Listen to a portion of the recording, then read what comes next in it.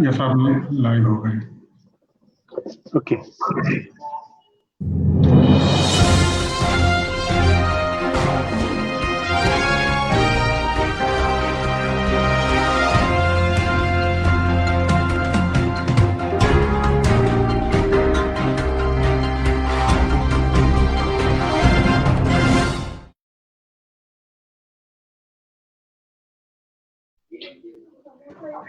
नमस्कार, आदाब। खबर की खबर में आपका स्वागत है। मैं हूं आपका होस्ट मोहम्मद अफजल खान। आज हमारे मेहमान हैं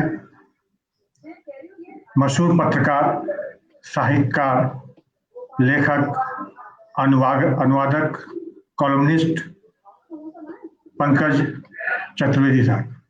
पंकज चतुर्वेदी जी, आपका स्वागत है हमारे प्रोग्राम में। जी धन्यवाद, शुक्रिया। सबसे पहले मैं आपको बताना चलूं कि पंकज चतुर्वेदी साहब ने 40 से अधिक पुस्तकें लिखी हैं और इनके 10,000 से अधिक लेख, आलेख, रिपोर्ट विभिन्न पत्र और पत्रिकाओं में प्रकाशित हुए हैं। मेरे समझ से शायद जी आ रही है जी, शुक्रिया। मेरे समझ से शायद ही कोई भारत का पत्र और पत्रिका छुपा बचा हो जिसमें इनके लेख और आलेख प्रकाशित नहीं होते। एनबीटी नेशनल बुक ट्रस्ट के लिए इन्होंने 50 से अधिक पुस्तकों का अनुवाद किया है। एनसीईआरटी के लिए भी इन्होंने लेखन और न्यू सिलेबस को बनाने में इनकी मदद रही है। 700 से अधिक पुस्तकों का इन्होंने संपादन किया है। एनबीटी की तरफ से इसमें इन्होंने संपादक के तौर पे काम किया था। 250 से अधिक विचार गोष्ठियों का इन्होंने संचालन किया, आयोजन किया है। यूनिसेफ के लिए बच्चों के लिए इन्होंने रचनात्मक लेखन के लिए भी काम किया है। उसके अलावा इन्होंने आकाशवाणी, दूरदर्शन के लिए काम किया है और बहुत से पेपर के लिए इन्होंने रिपोर्टिंग की है, जैसे जन समर्थन है, सरिता, मुक्ता, देशबंधु, डॉन। इसके अलावा ये और टीवी चैनल दूरदर्शन, जनमत, एनडीटीवी और लोकसभा टीवी आदि पे स्पेशलिस्ट के तौर पे बुलाए जाते हैं। अगर मैं इनके बारे में विस्तार से सिर्फ बायोडाटा बताऊंगा तो वो 2 घंटे उसी में निकल जाएंगे, इसलिए हम डायरेक्ट चलते हैं। सर, पहला सवाल ये है कि एक समय था जब समाज में पत्रकार की बहुत इज्जत होती थी और पत्रकारिता भी अपनी ऊंचाइयों पे थी, लेकिन आज पत्रकार को देखते ही लोग दलाल, दल्ला, गोदी मीडिया और क्या क्या करते हैं। कैसा लगता है आज के दौर में अपने आप को पत्रकार कहना? देखिए, अखबार नवीस कोई बाहर की दुनिया से नहीं आता है, वो भी इसी समाज का हिस्सा है। देखिए, 70 के दशक तक और बहुत आगे बढ़े 80 के दशक तक इस समाज में बहुत बड़ी संख्या में वो लोग मौजूद थे जो लोग या तो खुद आज़ादी की लड़ाई के हिस्सेदार रहे या जिन लोगों ने आज़ादी की लड़ाई को देखा था। उन लोगों के लिए आज़ादी की कीमत थी, क्योंकि उन्होंने वो दौर देखा था कि गुलामी का दौर क्या था, ब्रितानी सरकार का दौर क्या था, और उस आज़ादी को पाने के लिए, जमहूरियत को अपने पाने के लिए, अपने आइन को बनाने के लिए उस समाज ने क्या मेहनत की थी। सन 80 तक वो पीढ़ी खत्म होती गई और धीरे धीरे 91 तक आते आते तो हुआ ये कि हम ग्लोबलाइजेशन के दौर में आ गए, और ग्लोबलाइजेशन के दौर में ये अर्थ प्रधान युग है जहां पर केवल पैसे की महिमा है। हुआ ये कि आज़ादी की लड़ाई में पत्रकारिता एक मिशन था, और जब तक आज़ादी की लड़ाई के मर्म को समझने वाले, उसकी तासीर को समझने वाले लोग इस कायनात पे रहे, तो कहीं ना कहीं शर्म, हया, ताकीद बरकरार थी उस मिशन की। और जैसे जैसे वो पीढ़ी खत्म हुई, मीडिया में, यदि आप याद करेंगे, सन 80-90 के दौर तक छोटे छोटे अखबारों की ताकत हुआ करती थी। वो ताकत ऐसी थी कि वो 50 पैसे और 1 रुपए में कॉपी बेचते थे, संपादक खुद बस पे बंडल चढ़ाता था और वो अखबार निकलते थे। जी जैसे ही पूंजी का प्रवेश हुआ, खास तौर पर इलेक्ट्रॉनिक मीडिया एक बहुत महंगा काम है जी और उसके अंदर जाहिर है कि पूंजी जो है पूंजीपतियों की होगी। और हम और आप बहुत बेहतर तरीके से जानते हैं कि दिन रात केवल लिखकर, सहाफ़ीगिरी करके आप इज्जत और नाम तो कमा सकते हैं, लेकिन पैसा नहीं जी कमा सकते हैं। जी पैसे के लिए जाहिर है कि आपको बड़े-बड़े जो बाजार के घराने हैं, व्यापारिक घराने, उनकी सेवा लेनी है और व्यापारिक घरानों के अपने इंटरेस्ट होते हैं। जी उनके व्यावसायिक इंटरेस्ट होते हैं, उनके व्यक्तिगत इंटरेस्ट होते हैं।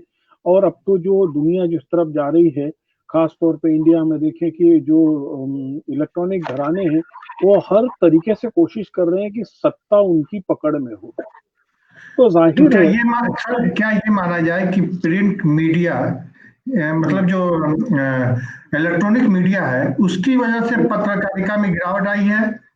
जाहिर है जाहिर है देखिए, जी आपको आपको एक चीज बताएं कि देखिए हिंदुस्तान में क्या है कि बाइंग कैपेसिटी, खरीदने की क्षमता जी और आर्थिक स्थिति, सोशियो इकोनॉमिक स्थिति जो है, वो 3 स्टेज पे है। एक मेरे आपके सरीके जैसे परिवार हैं, जिनकी दूसरी और तीसरी पीढ़ी साक्षर है और हम्म, कंपैरेटिवली बेहतर तरीके से खाते-पीते लोग हैं। जी उसके बाद में एक पीढ़ी वो है जो लगभग 35% आबादी है, जिन जी लोगों की फर्स्ट जनरेशन एजुकेशन में आई है, फर्स्ट जनरेशन ने बाइंग कैपेसिटी देखी है।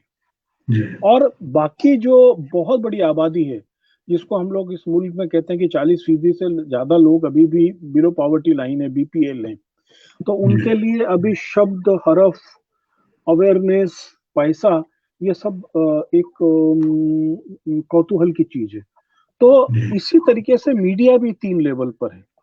हम्म, अभी जो लोग अभी पूरी सिस्टम को जागरूकता से देख रहे हैं, उनके लिए अभी प्रिंट मीडिया भगवान है। जो जी लोग हम बीच वाले लोग हैं, उनके लिए इलेक्ट्रॉनिक मीडिया खुदा है, वो जिसको बना देता है, जिसकी छवि बना देता है। आप दिन भर जो देखते हैं वही वो गुनते हैं और उसी पे चर्चा करते हैं। और फिर एक जो वर्ग है, जो दूसरी तीसरी पीढ़ी पढ़ी लिखी है, जिन लोगों ने अपने 2-3 पीढ़ी से खाते पीते देखे, वो लोग जी लगभग जागरूक हैं। वो लोग सवाल करते हैं, वो लोग सवाल उठाते हैं, वो मीडिया पे भी सवाल उठाते हैं, मीडिया की रिपोर्टिंग पे भी सवाल उठाते हैं, उसमें उठाए जाने वाले मुद्दों पे भी सवाल उठाते हैं। तो जाहिर है कि वो सर आबादी अभी कम है।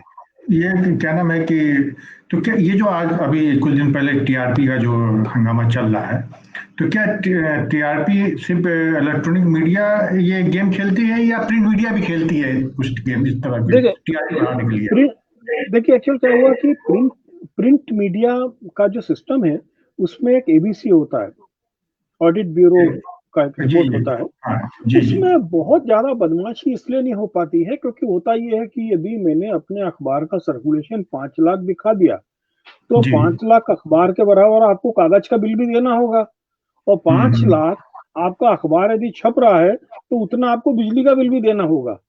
जी जी जी जी ठीक है ना?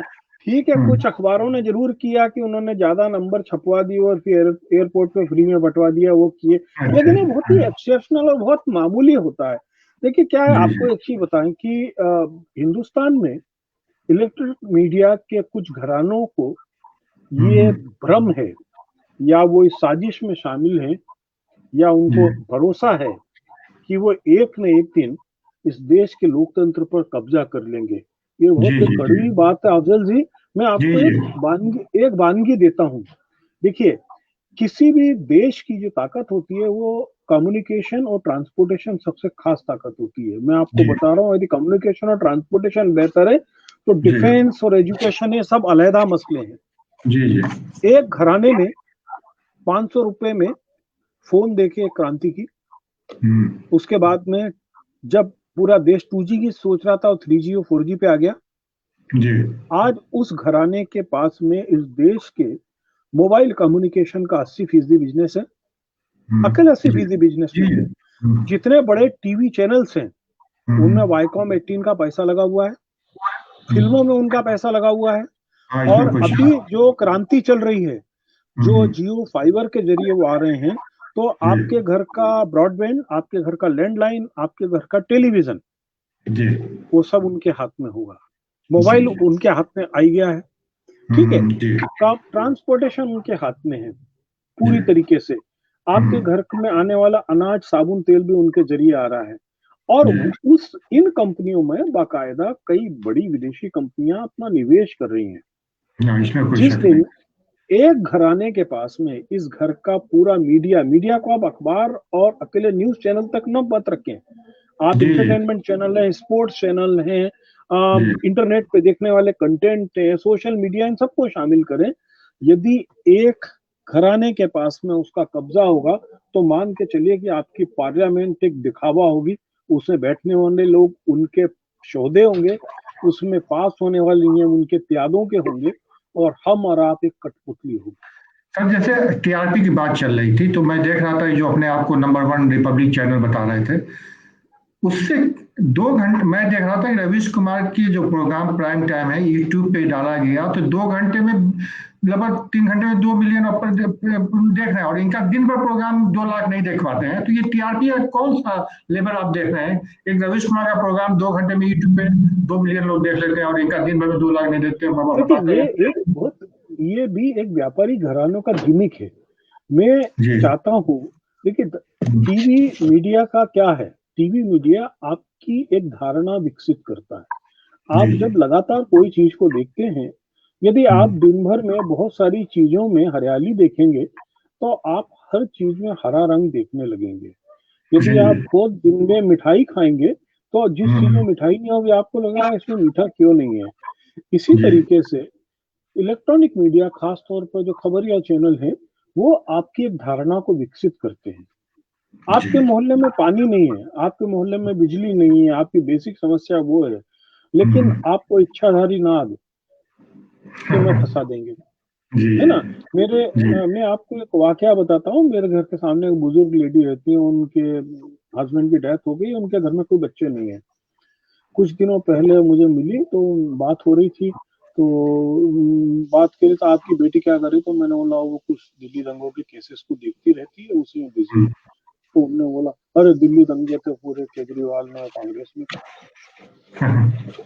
तो जी मैंने जी बोला, आंटी अच्छा मुझे एक चीज बताइए, आपके पास में इस सूचना का जरिया क्या है? जी how you get all this information? या टीवी है। तो मैंने बोला, टीवी पे कौन सा चैनल देखते हैं? हम्म, तो उन्होंने वो जी टीवी का नाम लिया, वो इंडिया टीवी का नाम।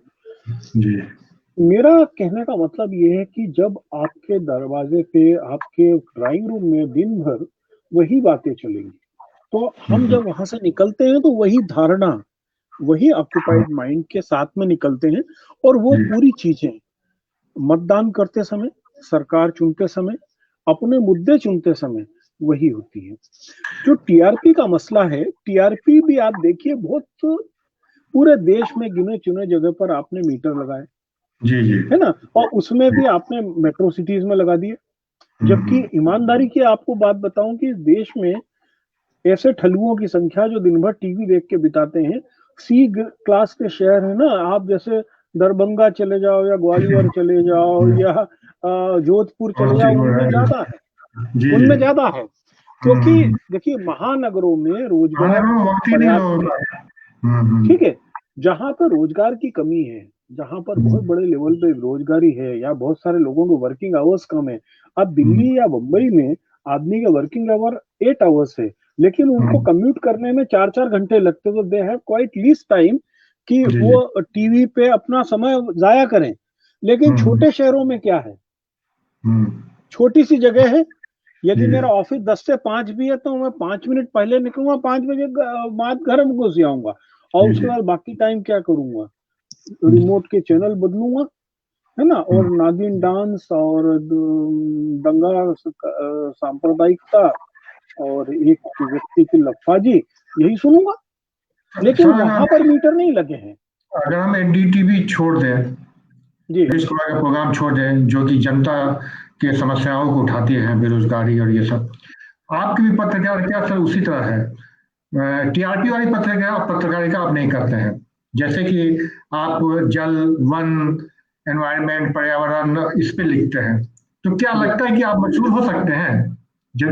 मान लीजिए जैसे अर्नब गोस्वामी मशहूर हो गए, कौन पढ़ना चाहता है जल, वन, पर्यावरण पे आज के दौर में सर? लेकिन मैं आपको एक चीज बताऊं, ये बात सही है कि सनसनी फैलाने से पैदा हुई जो आपकी मशहूरियत है वो बहुत तात्कालिक होती है। मैं आपको फिर एक घटना सुनाऊंगा। 1987 में जी मैं पहली बार दिल्ली आया, तो गांधी जी शांति प्रतिष्ठान में अनुपम मेहरा जी से किसी का जरिया मिला था, मैं उनको मिलने गया। तो जी। अनुपम बाबू से बात हुई तो उन्होंने बोला आप क्या लिखते हो, तो हम तो बुंदेलखंड के लोग थे, तो हम्म, बुंदेलखंड में हम लोग लिखते थे डाकू समस्या और ज्यादा ज्यादा खजुराहो के मंदिर और जी प्राचीन मूर्ति। तो जी सब दिखाया तो अनुपम बाबू ने बोला पंकज आप बहुत अच्छा लिखते हो, लेकिन जी। कभी आपने सोचा है कि आपके लिखने से हम्म, समाज को क्या मिला या समाज में कहीं बदलाव हुआ?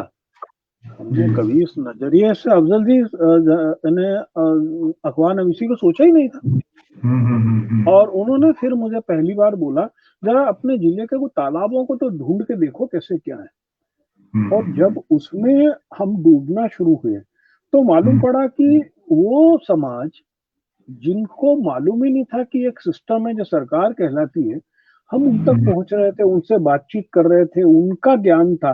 देखिए दुनिया में हर आदमी चाहता है कि उसको सुना जाए, उसके पास जो है उसको कोई सामने वाला महसूस तो करे। जी तो जो तालाब का ज्ञान वाले लोग थे, ढीमर थे, काची थे, जब उनके पास हम जाते थे, उनकी बातों को सुनते थे, उसको नोट करते थे और कल के दिन वो अखबारों में छपता था, तो हम्म, हमने एक प्रकार से उन अखबारों के लिए एक नया पाठक वर्ग तैयार किया था। और सबसे हम्म, बड़ी चीज है, देखिए आप एक चीज बताइए कि पिछले 10 सालों में आपको कितने चेहरे याद हैं जो टीवी पे आए और चले गए?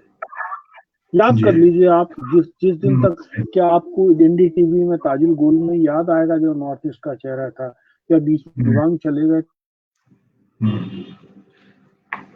आपका कं तो आप विशाल नायक, पुण्य प्रसून वाजपेयी को कितना याद कर, बहुत सारे नाम है। जी लेकिन यदि आप कभी किसी यूनिवर्सिटीज में जाते हैं, यंग स्टूडेंट्स के बात में जाते हैं, या किसी प्रॉपर प्लानिंग के ऑफिस में जाएंगे, तो आपको पानी तालाब के ऊपर जो अखबारों की कटिंग रिकॉर्ड में मिलेगी, तो उसमें कोई जी एक आध हमारी भी होती है। जी तो जी। हमारा कोशिश है कि जब तक आपके लफ्ज, आपके जो हरफ है, बदलाव नहीं हम्म, लाने की ताकत रखें, तब तक वो लिखना बेमानी है।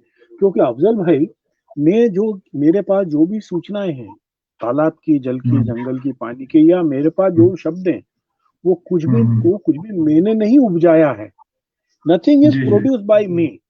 सब कुछ जी। समाज का है, लफ्ज भी हम्म, समाज के हैं, सूचना भी समाज की है।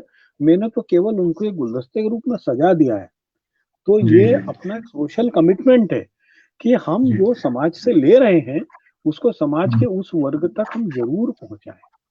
जी। इसीलिए मैं इस टीआर मैं आपको सर, बताना चाहता हूँ कि पंकज चतुर्वेदी की जो किताबें कुछ हैं, यह मैं हूँ, अंग्रेजी के 8 भारतीय भाषाओं के साथ 22 विदेशी भाषाओं में ये उपलब्ध है। इसके अलावा इनकी और एक और किताब है खुशी, जो कि अंग्रेजी के साथ 8 भाषा की भारतीय भाषाओं में और 22 विदेशी भाषाओं में है। मेट्रो का मजा, चंदा और खरगोश, ये मैं भी कुछ करूँ, ये सभी आपको 22 विदेशी भाषाओं में अवेलेबल है। सर ये 22 विदेशी भाषाओं में कौन कौन सी भाषाओं में ये अवेलेबल है? एक्चुअल क्या है कि ये प्रथम बुक्स एक बहुत बड़ा ऑर्गेनाइजेशन है। और प्रथम जी बुक्स क्या करता है कि उसका एक वेबसाइट है, उसका नाम है स्टोरी वीवर्स। तो वो इंडियन स्टोरी। लैंग्वेजेस में किताब, स्टोरी वीवर्स, जी जी वीवर्स। तो वो जी क्या जी करते हैं कि जो इस टाइप की किताबें हैं जो बच्चों की हैं, उनको वो जी जी। अपनी साइट पे अपलोड करते हैं और हम्म, दुनिया के लोगों से एक्सपेक्ट करते हैं कि यदि उनकी हम्म, भाषा के बच्चे इसको पढ़ना चाहें तो वो उसको अच्छा। अपने स्तर पे ट्रांसलेट करें। तो आप सोचिए हम्म, इसके अंदर थाई भी है, चाइनीज भी है, कोरियन भी है, स्पेनिश भी है, जी जी श्रीलंकन भी है, यानी वर्ल्ड की कई ऐसी लैंग्वेजेज, जिन सर्बिया की कोई लैंग्वेज है मैं नहीं जानता हूँ हम्म, उसको, यानी हम्म, इस टाइप की लैंग्वेजेस में भी है। साउथ अफ्रीका और की कई लैंग्वेजेस हैं उसके अंदर।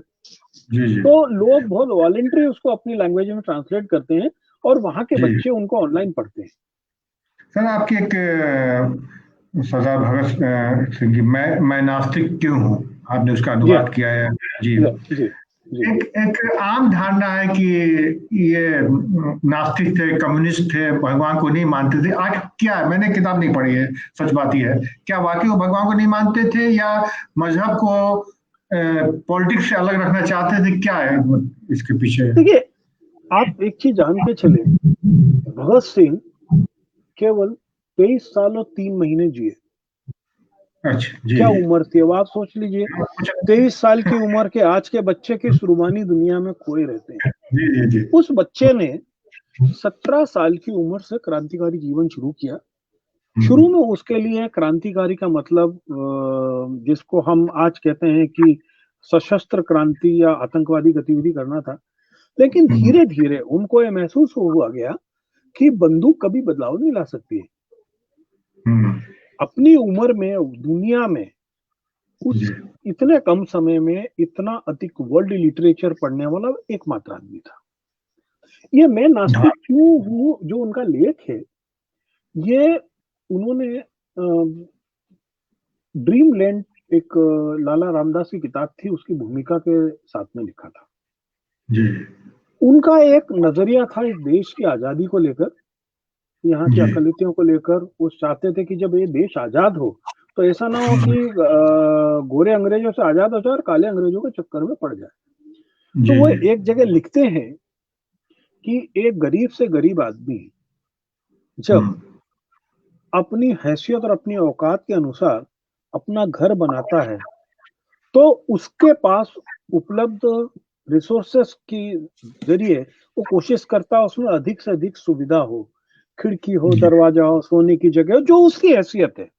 जी यदि धर्म के लोग कहते हैं कि इस पूरी कायनात को भगवान ने, खुदा ने या गॉड द अलमाइटी ने बनाया है, तो इस हम्म, दुनिया में इतना अत्याचार, दुराचार, अनाचार, ऊंच नीच, भेदभाव, असमानता क्यों है?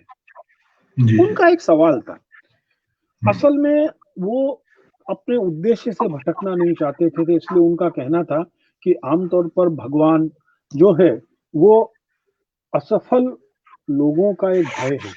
यानी यदि मैं कोई गोल को पा नहीं पा रहा हूँ तो मैं जैसे ही हम्म, भाग्य की ओर सोचने लगता हूँ तो मैं हम्म, अपने कर्म को अचानक स्लो कर लेता हूँ कि यार कर्म के साथ में भाग्य भी तो जुड़ा है। हम्म, वो वो उनकी अपनी सोच थी।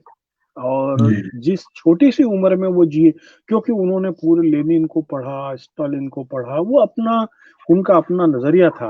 वो उस समय के बारे में, उस समय में और उनके दौर में, उनकी परिस्थितियों में सोचना, मुझे लगता है मेरे बस की बात नहीं। सर अभी मैं एक देख रहा था कि आपने कोई रिपोर्ट है दिल्ली दंगे का सच के नाम से, आपकी रिपोर्ट आपने जी शायद हाँ, संपादित किया है उसको। जी जी। मैं ये जानना चाहता हूँ कि और भी तो रिपोर्ट आए हैं कि कुछ 3 या 4 रिपोर्ट पेश किए गए, तो टोटल कितने रिपोर्ट पेश किए गए और आपकी रिपोर्ट किसकी है? क्या सरकारी रिपोर्ट है या प्राइवेट की, पब्लिक देखिए की? देखिए मैं आपको एक चीज बताऊं कि दिल्ली दंगे और उसके पहले के शाहीन बाग आंदोलन, इन सबको मैं कहीं बहुत करीबी से देखता रहा हूँ। जी जी, मैं आपका लेख इसकी पढ़ता रहा हूँ। अच्छाइयों को, बुराइयों को भी। जैसे निजी तौर पर मैं शाहीन बाग के रास्ते को बंद करने के समर्थन में नहीं था, जी जी। या जिस घटना के बाद में दंगा हुआ कि हम्म, जाफराबाद मेट्रो स्टेशन के बाद रास्ता रोका गया, जी हम हमारा पूरा ग्रुप उस रोड ब्लॉक के पक्ष में नहीं थे। जी जी। बहुत स्पष्ट है। लेकिन इसका मतलब ये नहीं है कि हम सीए एनआरसी के मसले में हम हम्म, उन लोगों के आंदोलन के खिलाफ थे। हम आज हम्म, भी जानते हैं, कहते हैं कि सीए एनआरसी एक भारत की जो खूबसूरत कॉन्स्टिट्यूशन है उसकी मूल भावना के खिलाफ जी जी है। जब एक तरफा दिल्ली के दंगों को लेकर रिपोर्टिंग चल रही थी, खास जी तौर पर मीडिया में, कुछ जी। कुछ लोग अपनी अपनी रिपोर्टें लेके आ रहे थे, वो सभी भी राइट विंग के लोग थे। हम्म, ठीक है। इस बीच में हमने एक चीज देखी कि दिल्ली का जो माइनॉरिटी कमीशन है, जी उन्होंने एक स्वतंत्र जांच दल बनाया था, जिसमें एक वकील साहब उसके हेड थे और बाकी सिख कम्युनिटी से, क्रिश्चियन कम्युनिटी से, बौद्ध कम्युनिटी से 5 लोग थे। जी उन्होंने एक रिपोर्ट उस पे निकाली और वो रिपोर्ट आई और वो कहीं ठंडे बस्ते में पड़ी रही, उसकी कोई जी चर्चा भी नहीं हुई। हमने केवल माइनॉरिटी कमीशन से रिक्वेस्ट किया, उन्होंने बोला ये तो पब्लिक डोमेन में। तो मैंने हम्म, अपने यार दोस्तों से निवेदन किया, एक बड़ी टीम तैयार हो गई, हम लोगों ने 10 दिन में उसका हिंदी ट्रांसलेशन किया जी और उस पे एक भूमिका मैंने लिखी है कि क्यों नहीं दिल्ली दंगों की जांच हो। और हम्म, एक Vijay Shankar Singh senior IPS officer रहे हैं उत्तर प्रदेश के और बहुत हम्म, मुखर सेकुलर है, उन्होंने उस पे एक टिप्पणी लिखी और उस टिप्पणी के साथ में हम लोगों ने जो प्रोडक्शन कॉस्ट थी उसमें हम्म, उस किताब को लेकर आए, केवल इसलिए कि लोग असल में एक जो पक्ष है उसको तो हाँ जान सकें। आप एक पूरी चार्जशीट में दिल्ली का जो एक ग्रुप था सीएनआरसी के खिलाफ, उसकी पूरी व्हाट्सएप चैट लगा रहे हैं जिसमें किसी एक चैट में ये नहीं लिखा है कि दंगा करो, जी लेकिन उसी तरफ एक व्हाट्सएप चैट वो है हिंदू रक्षा दल की जिसके अंदर साफ साफ लिखा है कि 11 लोगों को हमने मार के नाले में फेंक दिया है। हम्म, आप उसके ऊपर मकोका भी नहीं लगाते हो, सही बात है। बाकी लोगों पे आप यूएपीए लगा देते हो। जी जी किस तरीके से लोगों ने रिपोर्ट किया कि जी उनके उनके लोगों को लोकल पॉलिटिशियंस ने जो एमएलए लेवल के हैं, इंक्लूडिंग जी जो पुलिस ऑफिसर्स हैं, उन लोगों ने उनकी प्रॉपर्टी को जलाया, उनको चोट पहुंचाई। आपने उनकी रिपोर्ट्स पर कार्रवाई नहीं की। तो ये एक पक्ष ये था, हमारा नजरिया ये था कि जो कुछ भी होगा, आज भी हमको इस देश के संविधान पे और अदालतों पे भरोसा है। हो सकता है लंबी लड़ाई हो, लेकिन जो जी सभी निर्दोष है वो छूटेंगे। लेकिन जिस प्रकार का मीडिया ट्रायल राइट विंग कर रहा था, उसके जी जवाब में हमको ये भी बताना जरूरी था कि एक दस्तावेज ये भी है जी जी जिसकी जांच करने वाले सिख भी हैं, बौद्ध भी हैं, जी क्रिश्चियन भी हैं जी जी जी और तो सेकुलर परसेप्शन के लोग हैं। सर तो ऐसा नहीं लगता है कि दिल्ली दंगा या सीएनआरसी का जो पूरा दौर चला है, इसमें न्याय पालिका भी वो अच्छा काम नहीं कर पाई जो करना चाहिए था। देखिए, ये तो तय है कि भारत में न्यायपालिका पे कई सवालात खड़े हो रहे हैं, जी इसमें कहीं कोई शक नहीं है। और आज भी ये इसी लूज पोल का ये जो छेद है, उनका जी फायदा उठा के राइट विंग के लोग और उस उनको समर्थन करने वाले सियासतदान लोग केवल जी ये कोशिश कर रहे हैं कि ये मुकदमे जितने लंबे खिंच सके बेहतर है, जी क्योंकि वो जानते हैं कि जिस दिन वो ट्रायल में आएंगे जी उस दिन उनके पूरे झूठ की पोल खुलने वाली है। और हम्म, अफजल साहब, आपको हमारे मुल्क की इस खूबसूरती पे फक्र होगा कि इन पूरे केसेस में जिसमें मुस्लिम लड़कों को या लोगों को फंसाया गया है, जी जी 90% केसेस को लड़ने वाले नॉन मुस्लिम एडवोकेट्स हैं। और वो एडवोकेट है जो एक एक पेशी के 2-2 लाख रुपए फीस लेते हैं, लेकिन 100% मुफ्त लड़ रहे हैं। जी इसमें तो कोई शक नहीं है, तो बात सही है। जी जी है ना? आप लंबी जी लिस्ट लेडी, कई लेडीज हैं जो तारा नरूला है, सौजन्या जी हैं, मालविका तिवारी हैं, आप जी लिस्ट देख लीजिए। ये लेडीज हैं, सब बेचारी 30-35 साल की कम उम्र की हैं, लेकिन जी उन लोगों को केवल एक है दिल में कि इस देश के कॉन्स्टिट्यूशन की रक्षा होना चाहिए, इसलिए ये सब लोग खड़े हुए हैं। जी जी है ना? सर ये आप मैं देख रहा हूँ कि आप ज्यादा आपकी जो ज्यादातर जो आर्टिकल या लेख होते हैं वो सामाजिकता पे होते हैं, नदी पे होते हैं। जैसे नदी पे आपकी 2-3 किताबें हैं, जल मांगता जीवन, लोक आस्था और दफन और दरिया। तो क्या आप जो लिखते हैं जल, क्या वाकई जल की प्रॉब्लम ज्यादा है, या ये अब आम आदमी तो इसको नहीं समझता है कि बहुत ज्यादा प्रॉब्लम है, लेकिन आपने जब लेख पढ़ी तो लगता है कि वाकई प्रॉब्लम है। आम आदमी के अंदर ये जागरूकता क्यों नहीं पैदा हो रही है?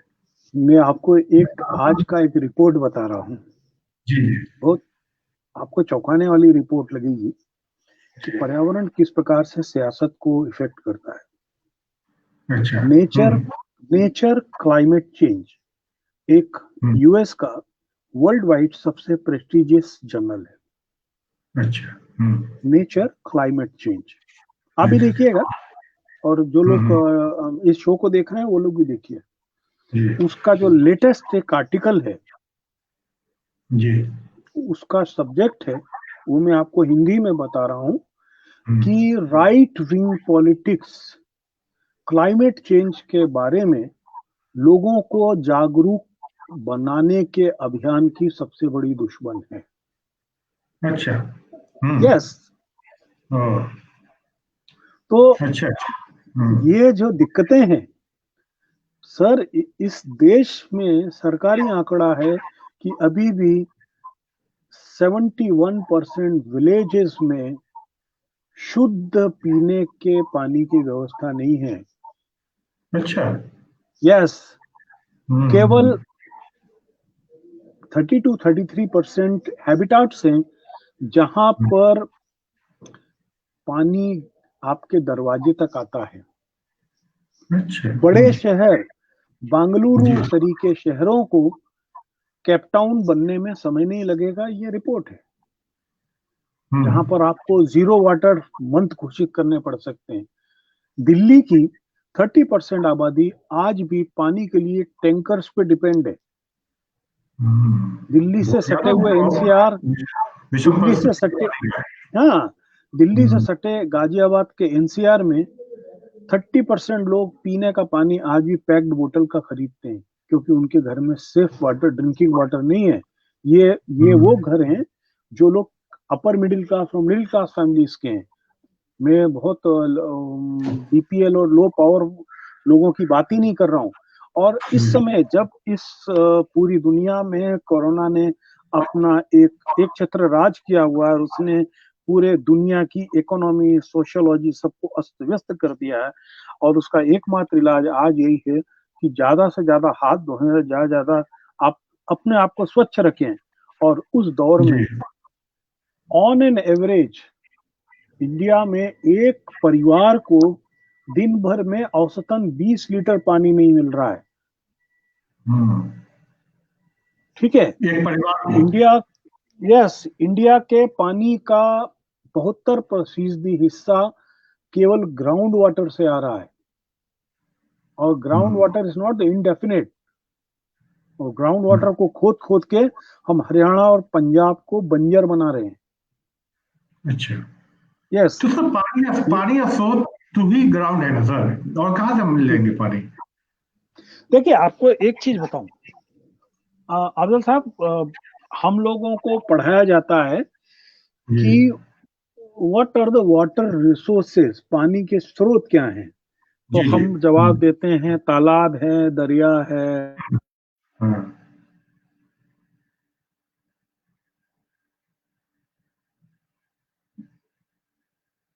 लगता है आपसे नेटवर्क कनेक्ट आपसे नहीं हो पा रहे हैं। दिल्ली में नेटवर्क की प्रॉब्लम रहती ही है। हम बात कर रहे थे पंकज साहब से, पंकज चतुर्वेदी साहब से, जो कि साहित्यकार और पत्रकार हैं। हाँ हाँ, मेरी आवाज आ रही है जी? हाँ, जी बीच में गायब कुछ हो गया था। हाँ जी। हाँ, यस। ऐसे ऐसे मैं दिल्ली में कुछ दिन रहा हूँ, नेटवर्क की बहुत ज़्यादा प्रॉब्लम मैं देखता हूँ सर।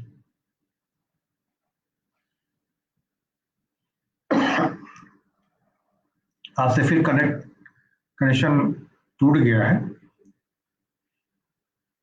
पंकज साहब की जो पत्रकारिता है वो ज़्यादातर जन सरोकार से होता है। कृषि पे है, उसके बाद वन संरक्षण है, जल संरक्षण है, कबायली एरिया है। इन चीज़ों पे इनका ज़्यादा पत्रकारिता चल होता है, और इसी विषय पे ये ज़्यादा लिखते हैं। अभी उनसे हमारा संबंध खत्म हो गया है। हम कोशिश कर रहे हैं कि जल्द उनसे हमारा राब्ता हो तो हम उनसे आगे बात करें। पंकज ससोली ने 700 से अधिक पुस्तकों का संपादन किया। सर आपसे कनेक्शन लिंक प्रॉब्लम हो रही है कुछ। हाँ जी, हाँ जी जी जी जी जी सर, आप जल के बारे में बता रहे थे कि। जी हाँ। तो ये जो पानी के सहेज के रखने की जगह है, जी हमने क्या किया, उन सहेज के रखने की जगहों को नष्ट कर दिया।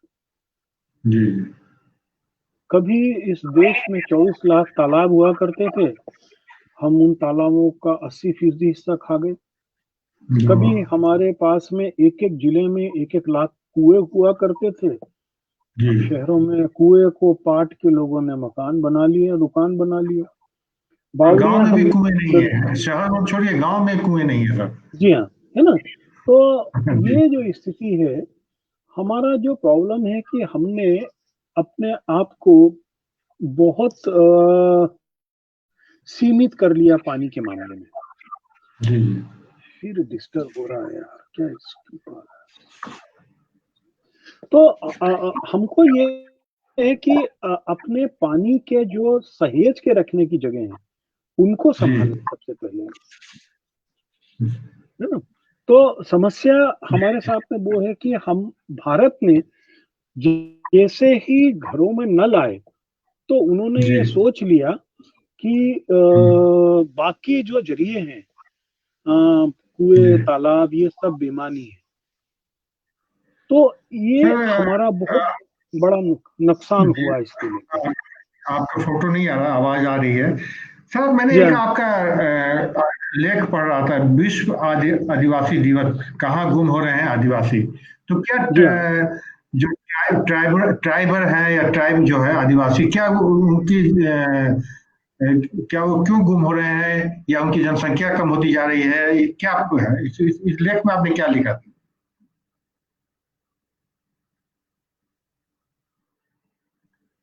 लगता है कनेक्शन नहीं हो पा रहा है पंकज साहब से। दिल्ली में नेटवर्क की बहुत ज़्यादा ही प्रॉब्लम है, पंकज साहब से कनेक्शन नहीं हो पा रहा है। सर आवाज आ रही है मेरी?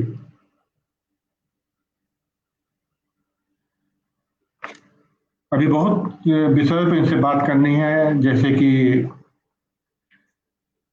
बच्चों की साहित्य। पंकज चतुर्वेदी साहब का इसमें बहुत काम है, क्योंकि अब दिन ब दिन जो साहित्य लिखी जा रही है, उसमें बच्चों की साहित्य खत्म होती जा रही है, बच्चों पे नहीं लिखा जा रहा है। बहुत से पत्र पत्रिकाएं बंद होती जा रही हैं। इस पर भी हम उनसे बात करेंगे। और गुम होती बोली भाषा जो है, इस पे इनका बहुत बड़ा काम है कि हिंदुस्तान में बहुत सी भाषाएं थी जो वक्त के साथ गुम होती जा रही है, खत्म होती जा रही है। इस पे भी हम पंकज जी से बात करेंगे। इंटरनेट की प्रॉब्लम के कारण उनसे कांटेक्ट टूट गया हमारा। हम चाहेंगे जल्द ही उनसे कनेक्ट हो, और जो ये हमारा प्रोग्राम चल रहा है इसको आगे बढ़ाया जाए।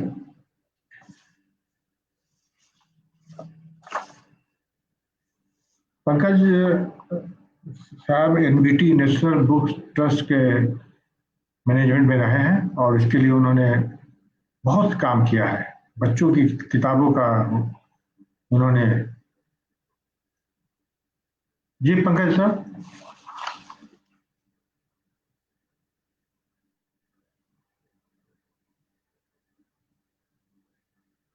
लिंक नहीं हो पा रहा पंकज सर से, कनेक्शन नहीं हो पा रहा है। हमारी कोशिश है कि हम जल्द से जल्द उनसे जुड़े, और भी बहुत से विषय पे बात करनी है उनसे।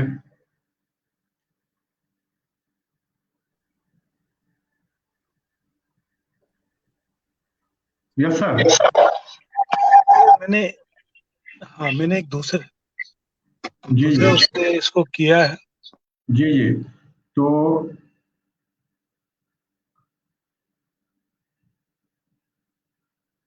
यस सर, मैं आवाज।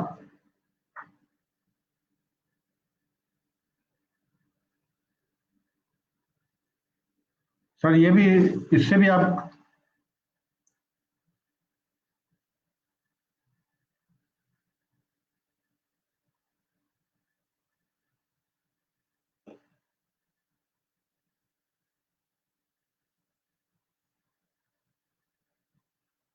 सर इससे भी प्रॉब्लम हो रही है, इससे भी आप नहीं जुड़ पा रहे हैं हमसे।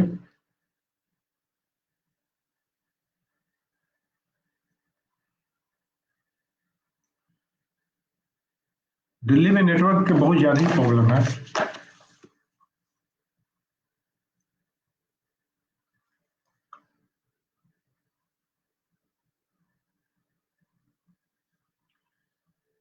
आज हम बात कर रहे थे पंकज चतुर्वेदी साहब जी से, और जैसा कि हम आपको बता चुके हैं कि पंकज चतुर्वेदी जी ने को 12-13 अवार्ड मिल चुके हैं, जिसमें उन्हें माखनलाल चतुर्वेदी पत्रकारिता सम्मान भी इन्हें मिला है।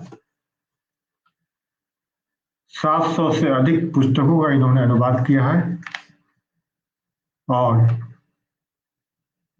ये जो इनकी जो आर्टिकल लेख होते हैं वो ज़्यादातर सामाजिक सरोकार से होते हैं। जल संरक्षण पे इनका बहुत बड़ा काम है, इस पे इन्होंने 4 से अधिक किताबें लिखी हैं। और अभी जैसा कि बता रहे थे कि जो तालाब जल का जो स्रोत होता है उसका 80% तालाब भारत में जो है वो बंद हो चुके हैं। शायद उससे कनेक्शन नहीं हो पा रहा है। हम इस प्रोग्राम को यहीं पे खत्म करते हैं, और आगे के एपिसोड में फिर हम आपकी मुलाकात एक मशहूर शख्सियत से करवाएंगे। तब तक के लिए हमें इजाज़त दीजिए। थैंक्स, धन्यवाद।